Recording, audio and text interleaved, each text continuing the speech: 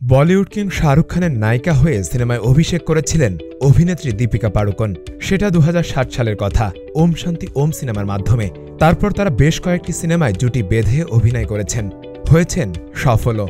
এবার চমকপ্রদ খবর হলো, সম্প্রতি একটি জরিপে শাহরুখকে টপকে শীর্ষে জায়গা করে নিয়েছে অভিনেত্রী দীপিকা পাড়ুকোন।